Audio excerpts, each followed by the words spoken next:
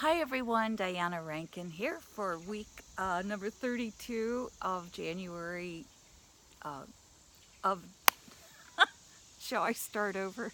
This is week 32 of 2019 and it is for August the 4th to the 10th. August 4th to the 10th, and we're going to have a couple of things to say about the future, a few predictions, and also we'll get another from one of my books, Joy, 52 practices to create happiness and break the addiction to unhappiness. So I don't give you the whole everything because it's just too long. So I just kind of give you the process. And the process this week that came out is programming sleep, and we'll look at that in a minute. We'll also get a message from one of my other books, which is an oracle book, The Master's Book of Answer by Philip. Philip is my spirit guide. And as many of you know, there's a different wisdom on each page, and we just say left page, right page, and turn to one of those pages. And yes, those of you who have asked, is this book available? It's available on Amazon.com. Just look under my name, and then you can see. I have 4 books, I believe, still in print, and Amazon.com has all of them.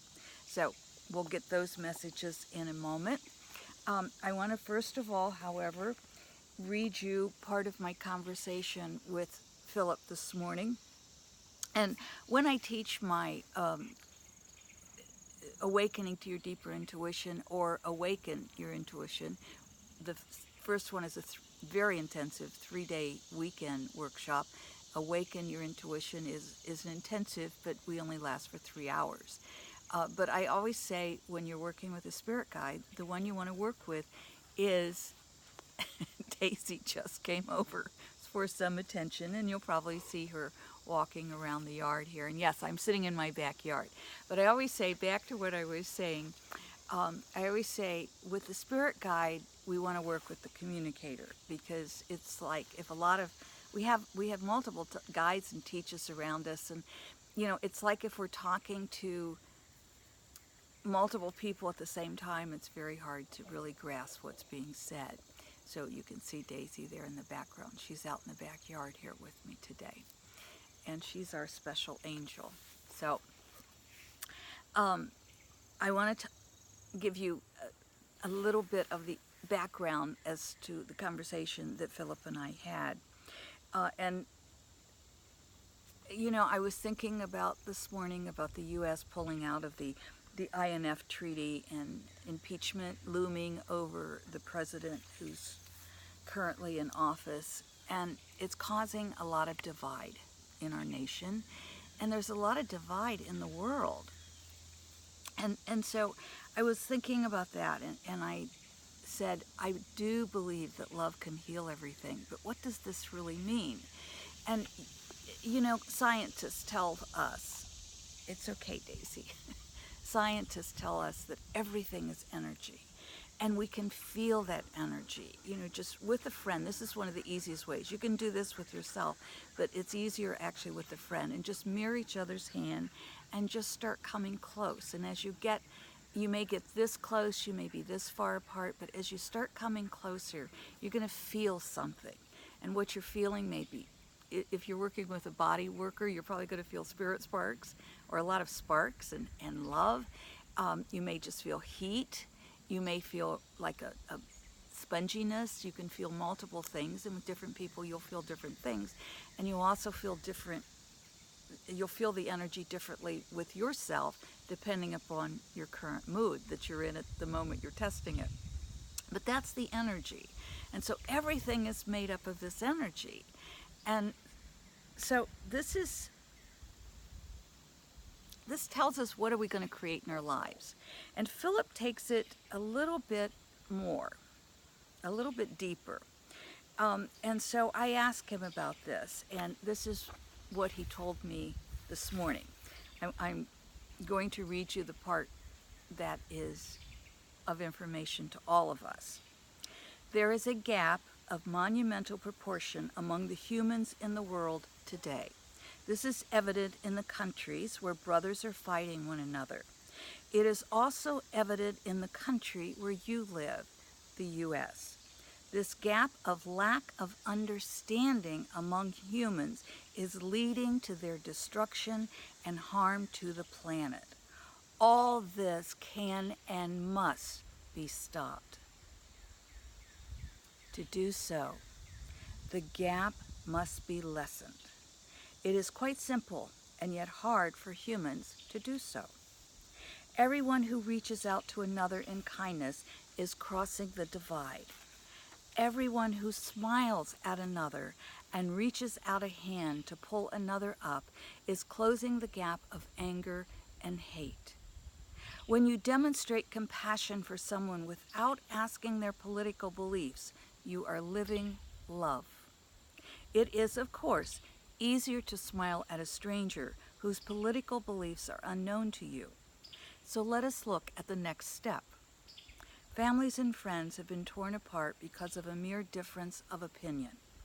It is not necessary to be right. Shall we repeat that? It is not necessary to be right. That is mere ego food that feeds anger. It is necessary to listen.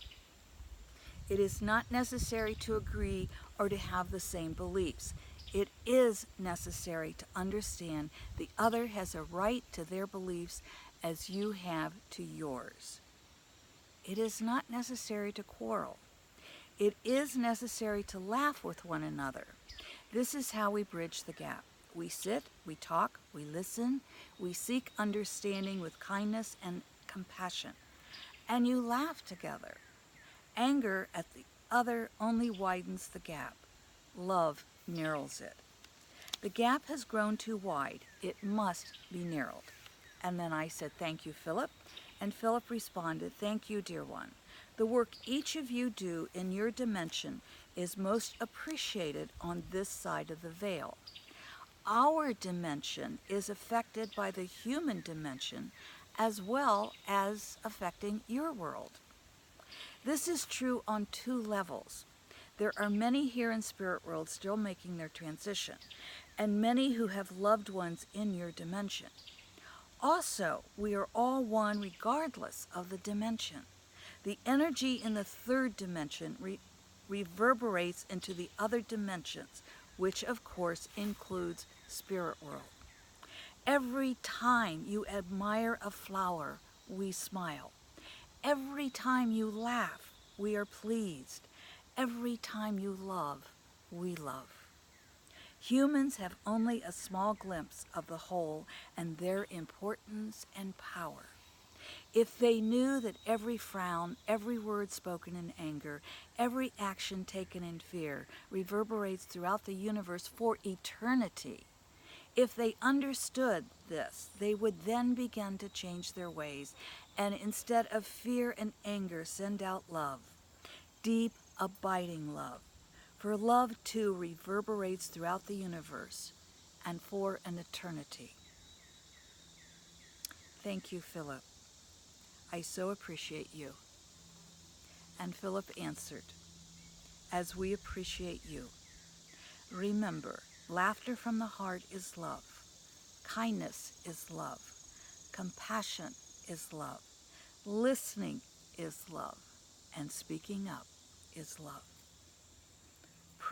Practice love. Live love. It is the only solution, and it is powerful. Those are Philip's words to us this week. I want to also ask everyone to please continue to hold our world in in powerful prayer, and see that wonderful divine light around our planet. That's becoming increasingly important, so please continue to do that. Now, programming sleep. Well, when we program sleep, I want to first say, too often, before we go to sleep, we're watching TV, and we're maybe watching the news, or we're watching bang 'em up, shoot 'em out TV shows. Stop it. Simply stop that practice for at least 30 minutes before you go to sleep. Read literature that uplifts you. Read sacred literature. And then program your sleep by telling yourself tonight I will have a restful, peaceful night's sleep. Tell yourself, I love myself and I love the world. Program yourself to have a wonderful night's sleep, my friends. Shall we get a message from Philip? Think left page, right page. Thank you all, by the way, for coming. Thank you for your comments. I so appreciate them. Thank you for subscribing and telling your friends. And thank you for purchasing any of my books. I have a couple of others, and I'll talk about them on another time. But right now, let's think left page, right page, and get a message from Philip. Shall we? We're just going to flip through, and there we're going to stop. I am thinking right page. And I think left page is important too, but this is our message. When your mind is occupied with a positive thought, there is no room for a negative thought. When your mind is occupied with a positive thought, there is no room for a negative thought. And on the opposite page, it says, the richer your life, the greater your legacy to the world. The richer your life, the greater your legacy to the world. What legacy do you want to leave to the world? Do you want to leave laughter and love and joy and happiness and compassion and kindness? Or do you want to leave anger? The choice is yours. And Daisy just came up to say, make the right choice, my friends. I love you. I'll see you next week, if not before. Thank you for loving us.